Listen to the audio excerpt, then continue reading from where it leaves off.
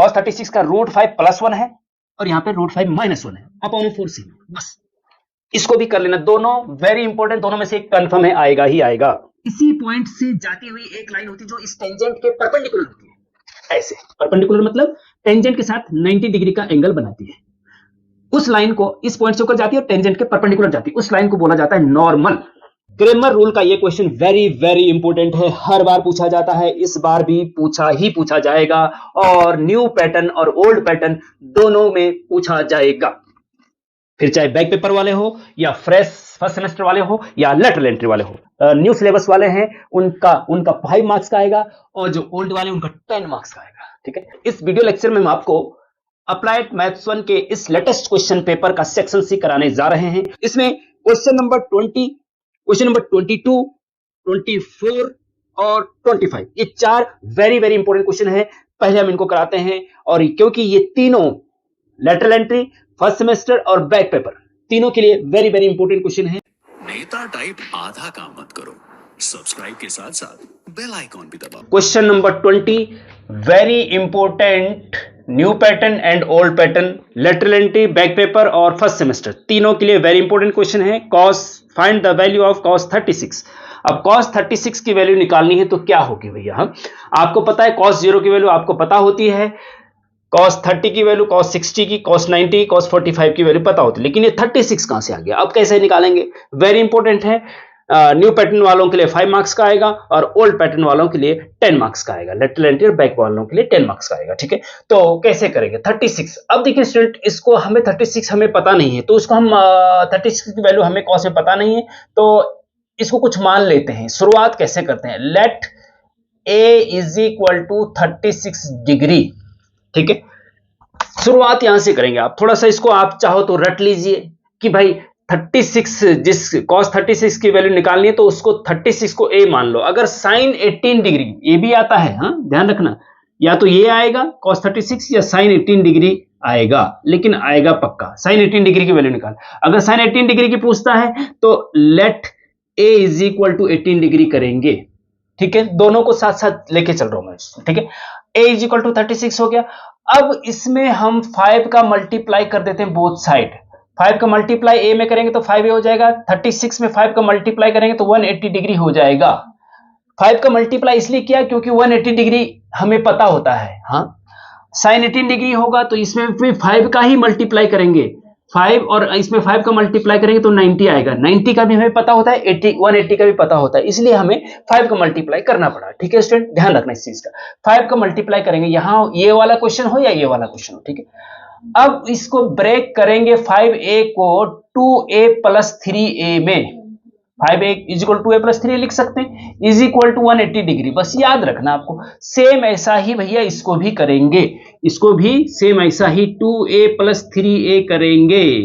ठीक है, अब इसमें सेम 3a को उधर ले जाएंगे, 2a = 3a उधर जाएगा तो क्या हो जाएगा? 180 - 3a हो जाएगा। ठीक है, अब टेकिंग बोथ साइड साइन को बोथ साइड लेने पर sin 2a = sin 180 - 3a। ये ध्यान रखना स्टूडेंट कि यहां पे भी साइन ही लेना है।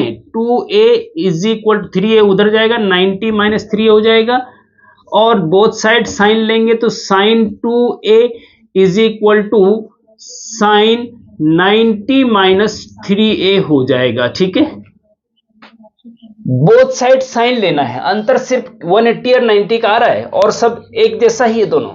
sin 2a = sin 180 - 3a। भले यहां पे cos 36 की वैल्यू निकालनी है, यहां sin 18 की निकालनी है, लेकिन बोथ साइड साइन ही लेना है, दोनों साइड, ये ध्यान रखना। ठीक है, बोथ साइड साइन ही लेना है।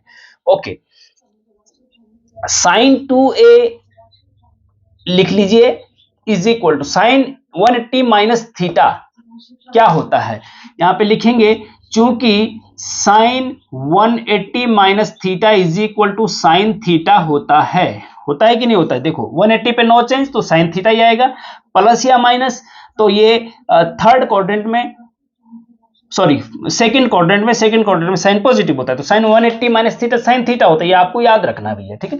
तो sine 180 minus 3a sign 3a हो जाएगा, साइन 3a हो जाएगा। ओके, अब चलते हैं, दोनों के फॉर्मूले रख दो। Sine 2a sine 2 theta is equal to, हाँ sine 2 theta is equal to होता है 2 sine theta into cos theta, ये आपको पता होना चाहिए। तो sign 2a is equal to हो जाएगा 2 sine a into cos a, ठीक है, is equal to sine 3a is equal to sine 3 theta का भी स्टूडेंट एक फॉर्मूला होता है, sine 3 theta is equal to 3 sine theta minus 4 sine cube theta, ये आपको याद होनी चाहिए, ठीक है ना। जब याद नहीं है तो कुछ नहीं कर सकते भैया, हाँ याद होनी चाहिए, आपको याद कर लीजिए साथ साथ, हाँ तभी आप कुछ कर सकते हैं, अदरवाइज बिना याद करे आप सोचेंगे कि कुछ हो जाएगा, नहीं होगा, कुछ नहीं होगा, ठीक है। तो sine 3 theta is equal to ये, तो sine 3 is equal to 3 sine a minus 4 sine cube a, क्योंकि थीटा की जगह a है। अब देखिए स्टूडेंट, यहां पे ध्यान देना, यहां पे साइन कॉमन आ रहा है ना, साइन a कॉमन आ रहा है, तो इस साइन a से वो साइन a कट जाएगा, बचेगा क्या, इधर बचेगा 2 cos a is equal to, यहां बचेगा 3 क्योंकि साइन a कॉमन आ चुका है, माइनस 4, एक साइन यहां से बाहर आ गया, क्यूब था ना, तो साइन स्क्वायर बचेगा, साइन स्क्वायर a, ठीक है।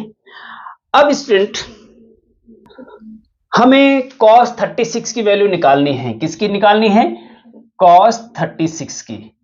तो cos यहां साइन 18 की वैल्यू निकालनी है, यहां cos 36 की। अब यहां पे जो लास्ट में आ रहा है ये cos में होना चाहिए सारा, तब अगर cos 36 की निकालना है, अगर sin 18 की निकालना है तो नीचे sin में होनी चाहिए इस जगह पे, जब सॉल्व करेंगे उसको भी, ठीक है, बस इतना अंतर है।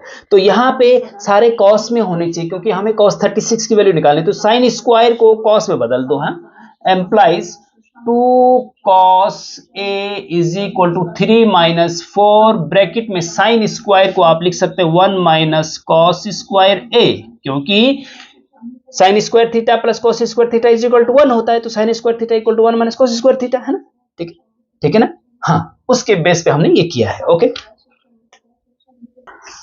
एम्प्लाइज आगे देखिए 2 cos a is equal to 3 4 minus 4 का 1 में मल्टीप्लाई तो माइनस 4 हो जाएगा, माइनस 4 का माइनस कॉस स्क्वायर थीटा में तो प्लस का 4 कॉस स्क्वायर थीटा हो जाएगा, ठीक है स्टूडेंट। अब हम इसको ऊपर लिखते हैं, यहाँ जगह कम है। अब इसको क्वाड्रेटिक में बदल देंगे स्टूडेंट, कैसे कि कॉस स्क्वायर थीटा लिखा हमने, ये कॉस स्क्वायर a है, ठीक है ना। अब ये 4 cos स्क्वायर a है तो इसको यही रहने दो, हाँ तो सबसे पहले लिखो एम्प्लाइज करके 4 cos स्क्वायर a, ठीक है ये वाला हो गया है। अब इसको उसके साथ इधर ले जाओ, हाँ इसको इधर ले जाएंगे तो माइनस का हो जाएगा, तो माइनस का 2 cos a, ठीक है। उसके बाद इसको इधर ही रहने दो, 3 माइनस 4 माइनस 1, तो ये माइनस 1 इज इक्वल टू, यहां क्या बचा 0 बचा, तो ये 0 लिख दीजिए, ठीक है। अब देखिए स्टूडेंट ये एक क्वाड्रेटिक इक्वेशन हो गई है, कैसी वाली क्वाड्रेटिक देखिए यहां पे बता दे रहा हूं मैं, जैसे ax square plus bx plus c equal to 0, ये क्वाड्रेटिक इक्वेशन है, ठीक है। क्वाड्रेटिक इक्वेशन को अगर श्रीधराचार्य के फॉर्मूले से सॉल्व करना चाहो तो x इज इक्वल टू होता है minus B plus minus under root B square minus 4ac upon 2a, ये आपको फॉर्मूला याद होना चाहिए। a होता है एक्स स्क्वायर का कोएफिशिएंट, b होता है x का कोएफिशिएंट, c होता है कांस्टेंट, ठीक है। यहां पे आप देखेंगे स्टूडेंट कि एक x की जगह x square cos square a, x की जगह पे cos a है और a की जगह पे 4 है, b की जगह पे -2 है, c की जगह पे -1 है। तो इस फॉर्मूले में x की जगह पे cos a रख दो और a b c की जगह पे, a की जगह पे 4, b की जगह पे -2, c की जगह पे -1 रख दो, ठीक है ये सब रख दीजिए। तो बाई श्रीधराचार्य फॉर्मूला, ये क्वाड्रेटिक इक्वेशन है cos a में, तो जैसे x इज इक्वल टू होता है यहाँ cos a is equal to होगा, cos a is equal to होगा क्योंकि quadratic equation in cos a, ये क्वाड्रेटिक इक्वेशन इन एक्स, ये क्वाड्रेटिक इक्वेशन एक्स है, ये क्वाड्रेटिक इक्वेशन cos a है, तो इसलिए cos a is equal to आएगा यहाँ पे x इज इक्वल टू आएगा, ठीक है। एक्स स्क्वायर कोएफिशिएंट क्या है 4, a की जगह पे 4 रख देंगे, b की जगह पे अब देखो x equal to minus B, तो cos a is equal to minus B, b क्या है -2 है, तो ये प्लस का 2 हो जाएगा, plus minus under root B square मतलब -2 का स्क्वायर, सीधे हम -2 का स्क्वायर 4 लिख देते हैं, ठीक है, माइनस 4a, a है 4, c है -1 अपॉन 2 इंटू a मतलब 4, ठीक है। सॉल्व करो इसको, cos a is equal to, हमें cos a ही तो निकालना था, है ना, cos a मतलब cos 36 की वैल्यू निकाली थी, a की जगह 36 रख देंगे, cos 36 आ जाएगा, है ना। तो प्लस का 2 हो गया, प्लस माइनस अंडर रूट, यहां पे आप देखिए 4 चौके 16, 16 इंटू -1, हाँ -16 और माइनस ऑलरेडी प्लस का 16, प्लस का 16 और प्लस का 4, प्लस का 20 हो जाएगा अपॉन 4 इंटू 2 8 कर दो, चलो, हाँ, is equal to 2 plus minus root 20 को लिख सकते हैं 2 टू जा 4 5 जा, हाँ 2 टू जा 4 5 जा 2 रूट 5 लिख सकते हैं रूट 20 को, ठीक है, क्योंकि 2 टू जा 4 इंटू 5 20, ठीक है, तो रूट 20 को 2 रूट 5 लिख सकते हैं upon 8, okay, is equal to, ये cos a is equal to चल रहा है, 2 कॉमन आ गया, कट जाएगा इससे, तो 1 प्लस माइनस रूट 5 अपॉन 4 बचेगा, 2 कॉमन आ गया, इससे 8 को काटेगा तो 4 बचेगा, ठीक है। अब student cos a is equal to ये है, तो therefore cos 36 is equal to, अब ध्यान देना स्टूडेंट, cos 36 जो होता है फर्स्ट क्वाड्रेंट में आता है, cos 36 जो है फर्स्ट क्वाड्रेंट में आता है, 0 से 90 तक फर्स्ट क्वाड्रेंट में, और फर्स्ट क्वाड्रेंट में cos पॉजिटिव होता है, तो नेगेटिव साइन हम नहीं लेंगे, हम केवल पॉजिटिव वाला लेंगे, 1 प्लस रूट 5 अपॉन 4 आपका बिल्कुल सही आंसर होगा, क्योंकि cos a था ना, a की जगह हमने 36 रखा, तो जैसे a की जगह 36 रखा cos 36 इज इक्वल टू ये हो जाएगा, क्योंकि माइनस वाला नहीं है, क्योंकि फर्स्ट क्वाड्रेंट में cos नेगेटिव होता ही नहीं है, तो 1 plus root 5 is equal upon 4 answer आ जाएगा, या रूट 5 प्लस 1 अपॉन 4 लिख सकते हैं, ये आपका आंसर हो जाएगा स्टूडेंट, ठीक है, वेरी इंपॉर्टेंट है। तो स्टूडेंट इसको ऐसा भी लिख सकते हैं आप, cos 36 degree is equal to 1 plus root 5 की जगह रूट 5 प्लस 1 अपॉन 4 भी लिख सकते हैं, ठीक है, ये आपका फाइनल आंसर हो जाएगा, answer very important.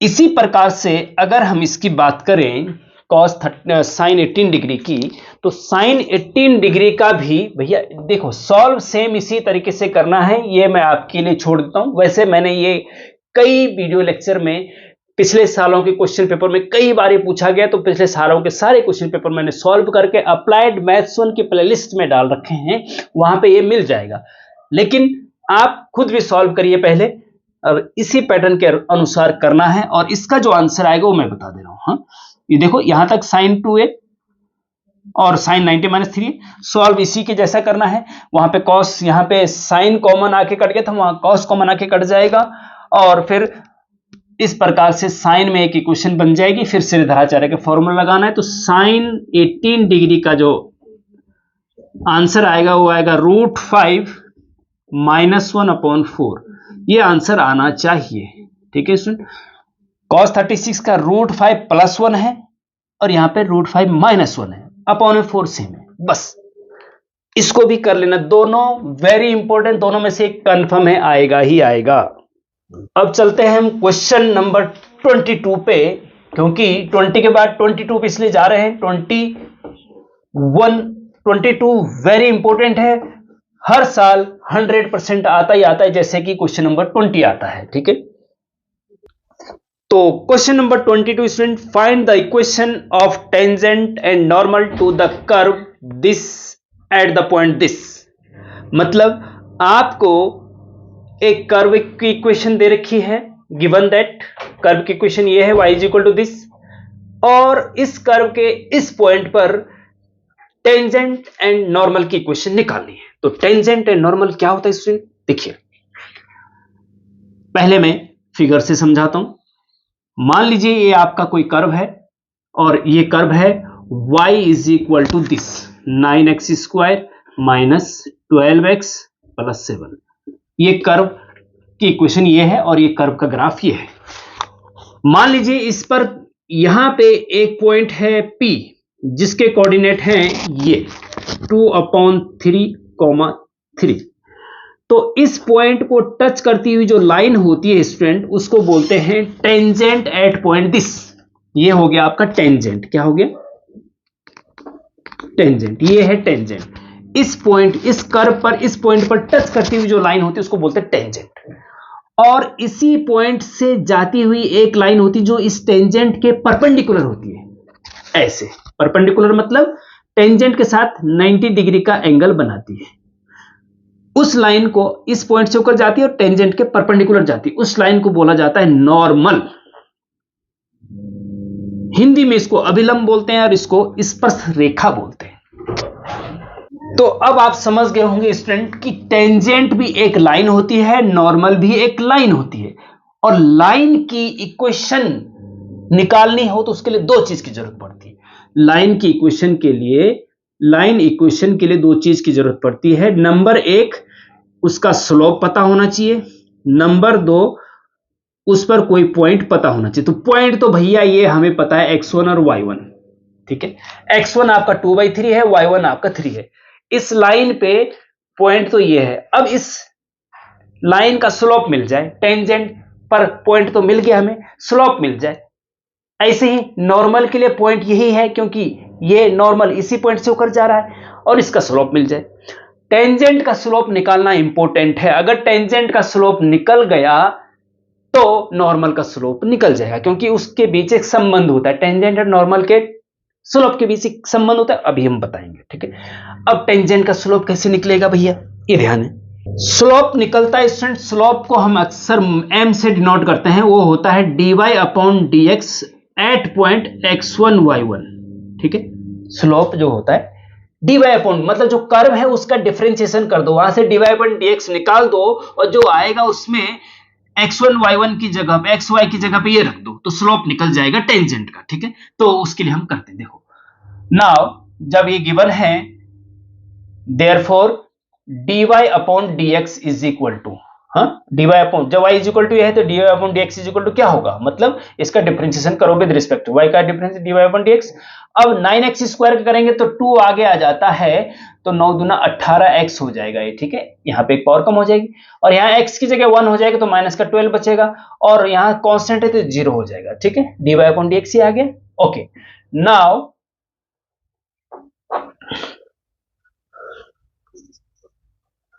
slope of tangent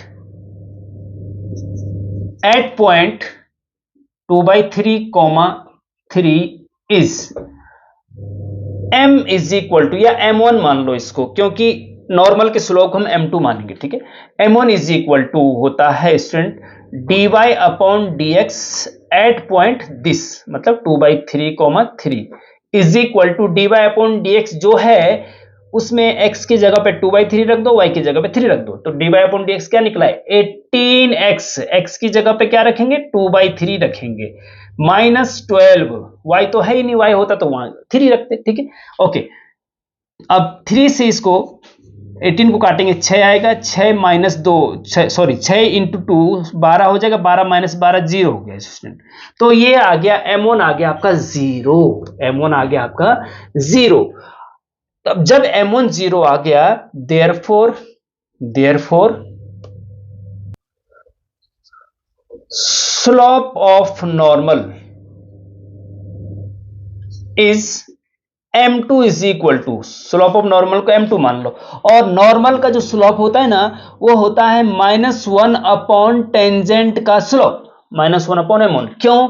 क्योंकि m1 into m2 is equal to -1 होता है। जब दो लाइन एक दूसरे के परपेंडिकुलर होती हैं तो उनके स्लोप के बीच ये रिलेशन होता है, ये आपको याद रखना है, वेरी इंपॉर्टेंट है। 1 मार्क्स का 2 मार्क्स का भी आता है। m1 into m2 is equal to -1, perpendicularity condition of two lines क्या होती है, ये होती है m1 into m2 is equal to -1, ठीक है सुन। तो ये आप याद रखेंगे। तो जब m1 into m2 is equal to -1, ये टेंजेंट का स्लोप, ये नॉर्मल का स्लोप, तो m2 इज इक्वल टू क्या हो जाएगा, m1 अपॉन में जाएगा तो ये आ जाएगा, ठीक है।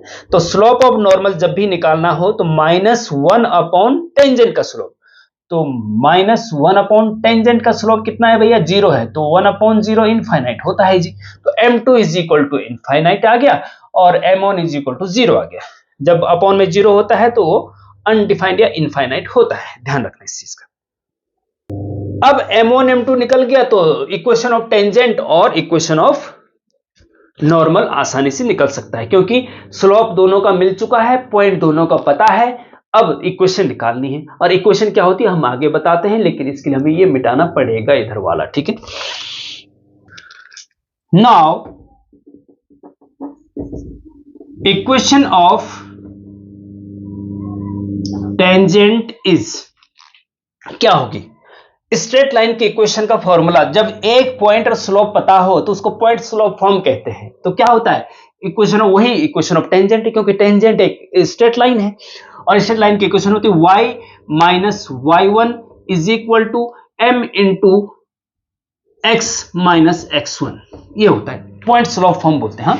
यहाँ पे m1 लिख सकते हैं आप, क्योंकि टेंजेंट का स्लोप m1 ले रखा है, और x1 y1 आपकी ये पॉइंट है 2/3 और 3, ये x1 आपका 2/3 और y1 आपका 3, ये पॉइंट गिवन है। x1 और y1 की जगह पॉइंट रख देंगे, और m1 की जगह जो टेंजेंट का स्लोप निकला है वो रख देंगे,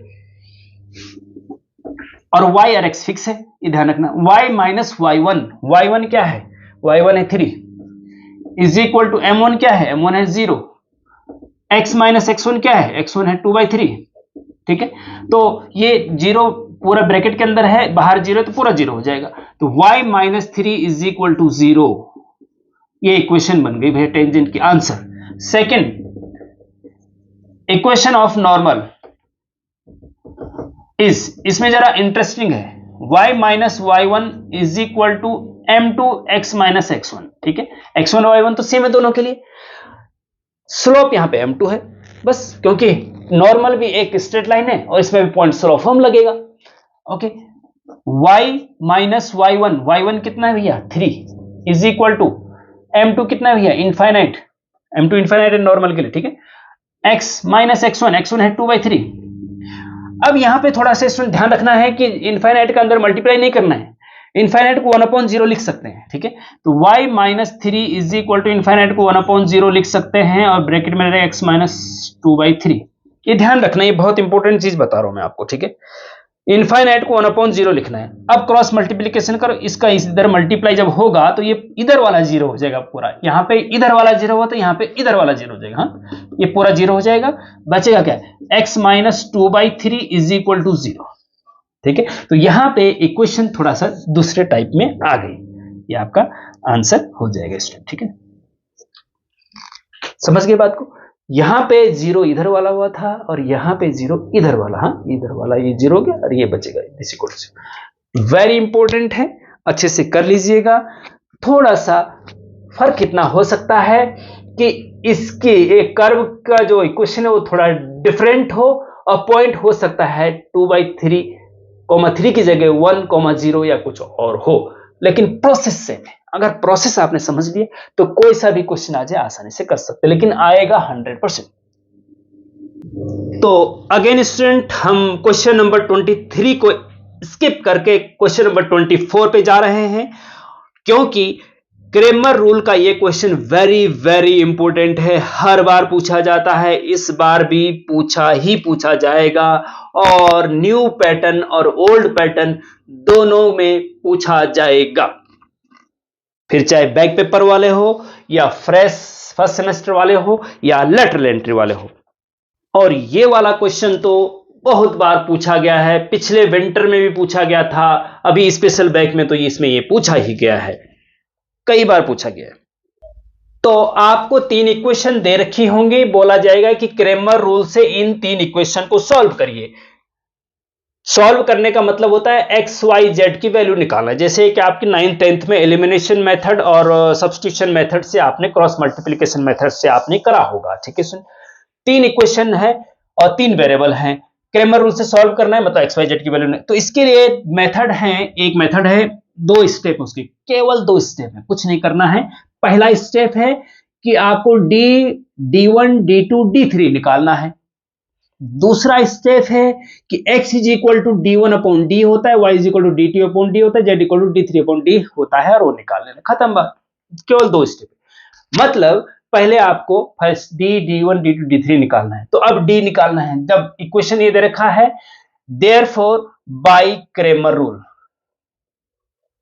Cramer's rule D is equal to D क्या होता है? D होता है स्टूडेंट, आप नोट कर लीजिए कहीं पे, बहुत इंपॉर्टेंट चीज बता रहा हूं। D मतलब determinant of coefficient of x y z. जो इक्वेशन आपकी दे रखी है उसमें एक्स वाई जेड के कोएफिशिएंट यहां रख दीजिए और उनका डिटर्मिनेंट निकाल दीजिए, उसको D बोलते हैं।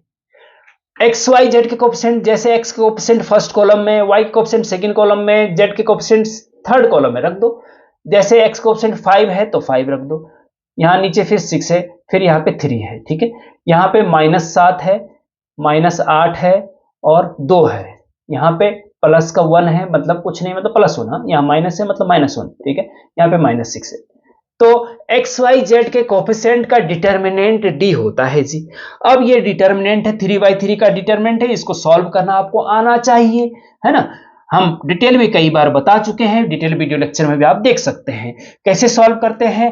पहले फर्स्ट रो का पहला एलिमेंट लेते हैं, फिर उससे होकर जाने वाले रो कॉलम को छुपा देते हैं, फिर उसके अंदर के एक हम बता देते हैं, उसके बाद आप खुद कर लेना। D1 D2 D3 हम शॉर्टकट में करेंगे, ठीक है। इसको समझ लीजिए एक बार। फर्स्ट रो का पहला एलिमेंट लिया और उससे होकर जाने वाले रो और कॉलम को छुपा दिया, बचा क्या? ये -8 -1 2 और -6, ठीक है। फिर प्लस माइनस चलता है इसमें, प्लस फिर माइनस, माइनस फिर सेकंड एलिमेंट लेते हैं, 7 है सेकंड एलिमेंट, इससे होकर जाने वाले रो कॉलम को छुपा दीजिए, बचा क्या? 6 -1 3 और -6, ठीक है। उसके बाद प्लस माइनस प्लस चलता है इसमें, प्लस माइनस फिर प्लस प्लस, अभी थर्ड एलिमेंट लो, बस खत्म 1, और इससे होकर जाने वाले रो कॉलम को छुपा दीजिए, बचा क्या? 6 -8 3 और 2, ठीक है। अब इसको सॉल्व करो, इज इक्वल टू, आगे चलो, 5 ये है आपका। 2/2 की डिटरमिनेंट को कैसे सॉल्व करते हैं? लेफ्ट के टॉप से राइट के बॉटम में मल्टीप्लाई, -8 का -6 में मल्टीप्लाई करेंगे तो प्लस का 48 हो जाएगा, फिर माइनस का साइन बीच में आता है, 2 का मल्टीप्लाई -1 में तो -2, ये प्लस का 2 हो जाएगा, क्या हो जाएगा? प्लस का 2 हो जाएगा, ठीक है। ओके, उसके बाद -7 ये वाला है, इसका मल्टीप्लाई यहां करो, माइनस का 36 हो गया, फिर -6 बाद बीच में आता है, 3 का मल्टीप्लाई -1 में करो, -3 और माइनस ऑलरेडी है तो प्लस का 3। इन चीज का ध्यान रखेंगे, प्लस माइनस का, गलतियां इसमें कर लेते हैं आप लोग, ठीक है, कैलकुलेशन गड़बड़ हो जाती है। प्लस का 1 है, फिर इसका मल्टीप्लाई यहां 12 माइनस इसका मल्टीप्लाई यहां 8 थी 24 माइनस का 24 प्लस का 24 हो जाएगा, ठीक है। ओके, इज इक्वल टू, आगे बढ़ो, 48 और 2 50 होता है, और 50 इंटू 5 करेंगे तो आपका आ जाएगा 250, ठीक है। स्टूडेंट एक छोटी सी गलती हमने कर दी है यहां पे, उसके लिए सॉरी। -7, y का कोएफिशिएंट -7 था, यहां पे +7 रख दिया हम, तो यहां माइनस रखना था, ठीक है। अब जब यहां माइनस रखेंगे तो आगे आप देखेंगे कि जो हम सॉल्व करने वाले हैं ये यहां सेकंड, यहां प्लस माइनस, माइनस ऑलरेडी रखना ही रखना होता है, लेकिन यहां -7 है तो +7 हो जाएगा ये, ठीक है। और कहीं कोई चेंजेस नहीं है तो ये भी +7 हो जाएगा, ठीक है।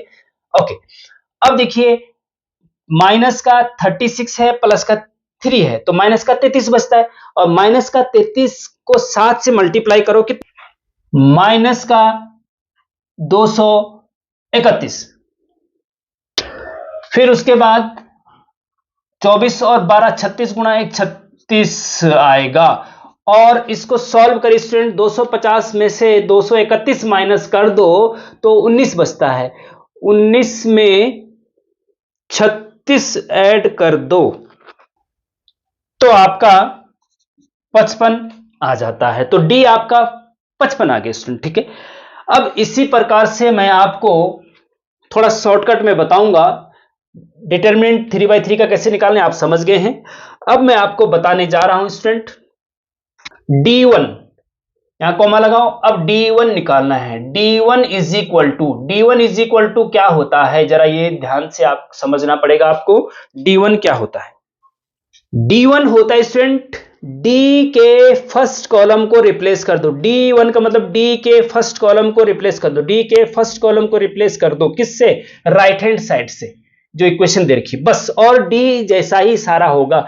D1 का मतलब D के फर्स्ट कॉलम को रिप्लेस कर दो राइट हैंड साइड से, मतलब 5 6 3 की जगह पे 11 15 7 आएगा बस, और कुछ नहीं आएगा, ठीक है। और सेकंड और third column as it is रहेगा, -7 -8 2 1 -1 -6, ठीक है।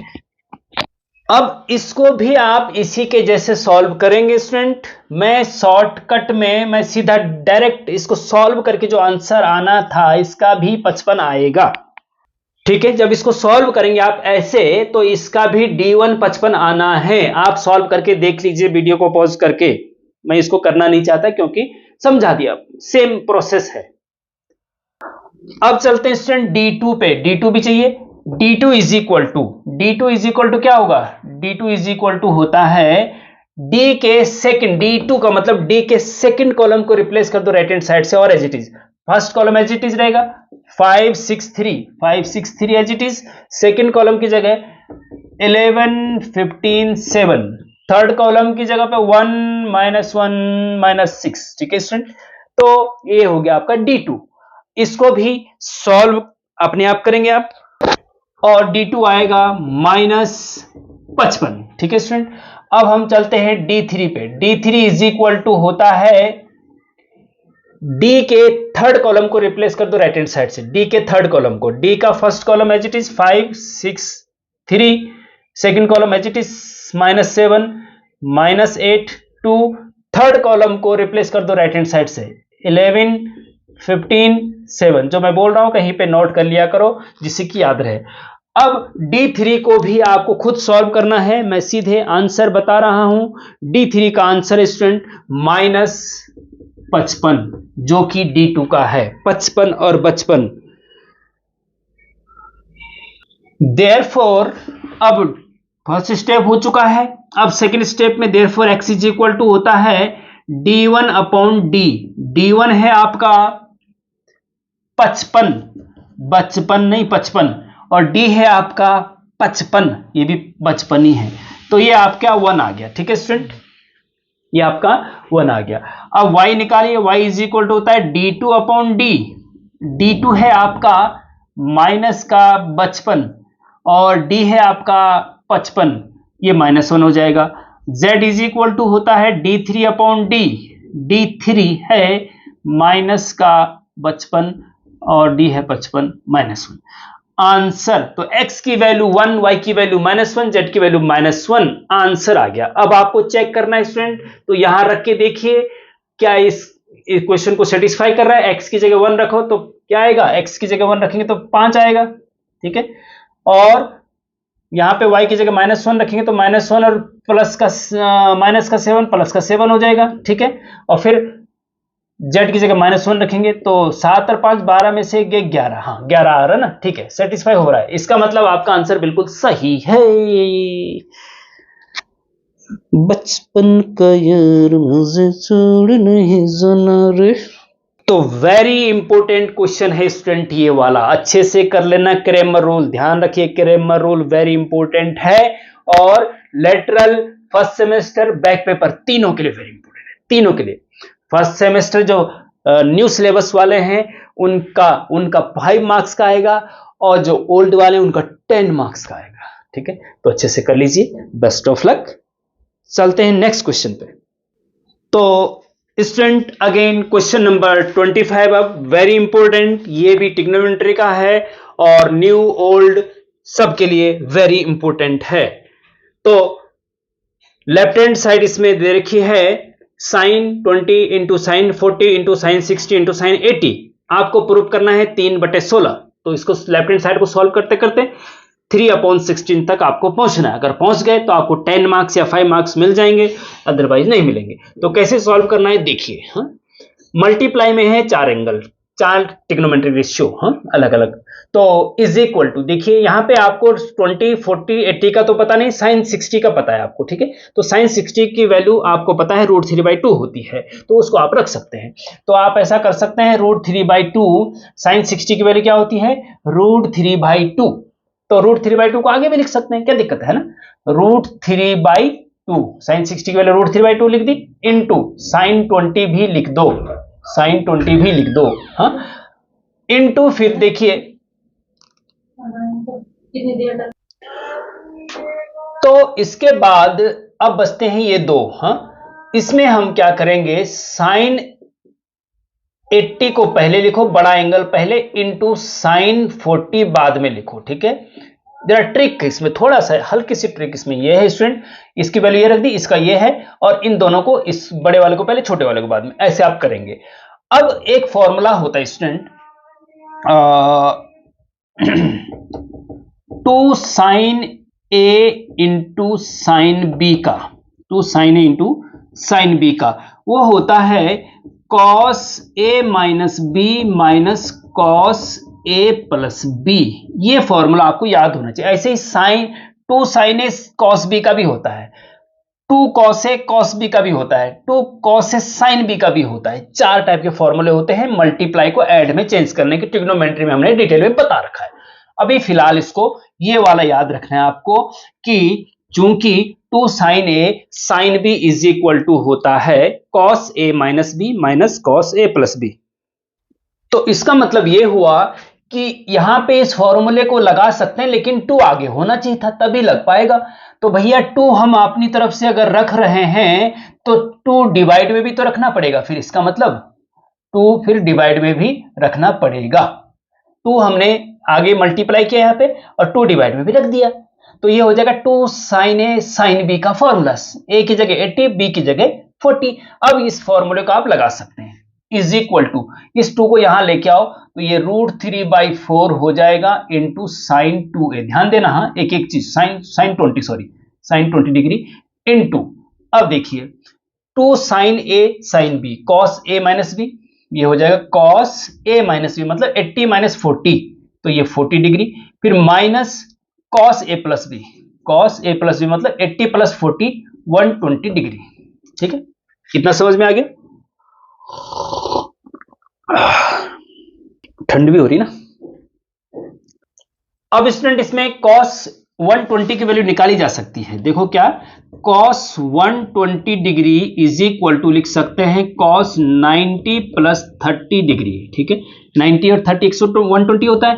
अब cos 90 plus theta sine theta होगा, क्योंकि 90 पे चेंज, तो साइन 30 डिग्री आ जाएगा, प्लस या minus 90 plus theta, second coordinate second room में साइन को पॉजिटिव होता है, कॉस नेगेटिव होता है, तो ये नेगेटिव आ जाएगा। तो ये हो जाएगा माइनस साइन 30, और माइनस साइन 30 की वैल्यू 1/2 होती है। ये आपको सब पता होना चाहिए, तभी आप सॉल्व कर पाएंगे इसको, अगर नहीं पता तो कुछ नहीं कर सकते। ठीक है, हाँ, तो माइनस 1/2 इसकी वैल्यू आई है, तो उसको रख सकते हैं आप, is equal to √3/4 into sine 20 degree bracket में cos 40 degree minus cos 120 minus 1/2, तो प्लस का 1/2 यहां पे हो जाएगा। ठीक है, इज इक्वल टू, इस पूरे का अंदर मल्टीप्लाई कर दो भैया, तो ये हो जाएगा √3/4 साइन 20 और cos 40। तो ऐसा करते हैं, cos 40 को पहले लिखते हैं, बड़ा वाला पहले, इंटू साइन 20 बाद में। ठीक है, साइन 20 बाद में, ये और यहां फिर प्लस का साइन है, और इसका मल्टीप्लाई, हाँ, तो ये हो जाएगा √3/8 हो जाएगा, 4 दूने 8 इंटू साइन 20। अब इसमें फिर से2 cos sine B, 2 cos sine B का भी फॉर्मूला होता है 2 का। इसका मतलब ये हुआ स्टूडेंट, यहां पे 2 से मल्टीप्लाई करना पड़ेगा, और 2 से फिर डिवाइड भी करना पड़ेगा अपनी तरफ से। ठीक है स्टूडेंट, तो ये हो जाएगा 2 cos a sin b का फॉर्मूला लगेगा। अब इसका भी जैसे इसका फॉर्मूला है स्टूडेंट, ऐसे ही इसका भी एक 2 cos a sin b का formula, 2 cos a sin b, हाँ, तो 2 cos a sin b का फॉर्मूला स्टूडेंट, साइन ए प्लस बी माइनस साइन ए माइनस बी। जब दोनों साइन होते हैं तो कॉस में आता है, जब एक कॉस साइन होता है तो साइन में आता है। ठीक है सुन, तो अब इस फॉर्मूले को जब हम यहां पे लगाएंगे तो कैसे लगाएंगे, देखिए इससे आगे बढ़ते हैं। इज इक्वल टू ये 4 का मल्टीप्लाई तो यहां हो जाएगा √3/8 हो जाएगा। ठीक है, 2 cos a sin b का फॉर्मूला ये होता है, तो sine a plus B, A की जगह 40, बी की जगह 20, तो sine a plus B 40 plus 20 60 हो जाएगा, फिर minus sine a minus B 40 minus 20 degree हो जाएगा। ठीक है, और ये ब्रैकेट बंद, फिर प्लस ये as it is √3/8 sine 20 degree. ठीक है सुन, अब आगे चलते हैं। आगे इसमें नीचे स्पेस है, नीचे स्पेस नहीं है तो हम आगे बढ़ते हैं ऊपर। अब √3/8 का अंदर मल्टीप्लाई कर दीजिए। ठीक है, √3/8 का साइन 60 के साथ मल्टीप्लाई होगा, तो root is equal to √3/8 into sine 60 की वैल्यू हमें पता है √3/2 होती है, √3/2 होती है। ठीक है स्टूडेंट, ओके, और फिर माइनस इसका मल्टीप्लाई इसमें करो, √3/8 साइन 20 डिग्री, फिर प्लस का √3/8 साइन 20 डिग्री। ठीक है, अब ये देखिए सेम है दोनों, एक प्लस का एक माइनस का कट जाएगा, √3 इंटू √3 3 होता है, और 8 इंटू 2 16 होता है। और यही स्टूडेंट आप देख रहे होंगे क्वेश्चन में, यही आपकी राइट हैंड साइड है, प्रूव्ड। ठीक है, वेरी इंपॉर्टेंट है न्यू पैटर्न और ओल्ड पैटर्न दोनों के लिए, इसको भी अच्छे से कर लीजिए। तो स्टूडेंट इस लेटेस्ट क्वेश्चन पेपर के सेक्शन सी भी हमने लगभग कंप्लीट कर दिया है, जो वेरी इंपॉर्टेंट है न्यू और ओल्ड के लिए, वो चारों के चारों क्वेश्चन हमने कर दिए हैं। अब इसमें क्वेश्चन नंबर 21 और 23 और 26 तीन क्वेश्चन और बचे हैं, उनको आप प्रैक्टिस कर लीजिए। ये डिस्प्ले है, इस पे आप क्वेश्चन देख रहे होंगे, क्वेश्चन नंबर 21, 23 और 26। ठीक है, इनको कर लीजिए। अगर इनमें कोई दिक्कत होती है तो आप कमेंट में पूछ सकते हैं, इनके आने की संभावना भी है, ओल्ड में तो है। ठीक है, तो बेस्ट ऑफ लक आपके एग्जाम के लिए। और कोई क्वेश्चन या और किसी प्रकार का क्वेश्चन का पैटर्न आपको जानना है किसी स्टूडेंट को, तो आप कमेंट में लिखिए, हम अवश्य उस पर कार्रवाई करेंगे। तो अच्छे से तैयारी करिए, बेस्ट ऑफ लक आपके एग्जाम के लिए।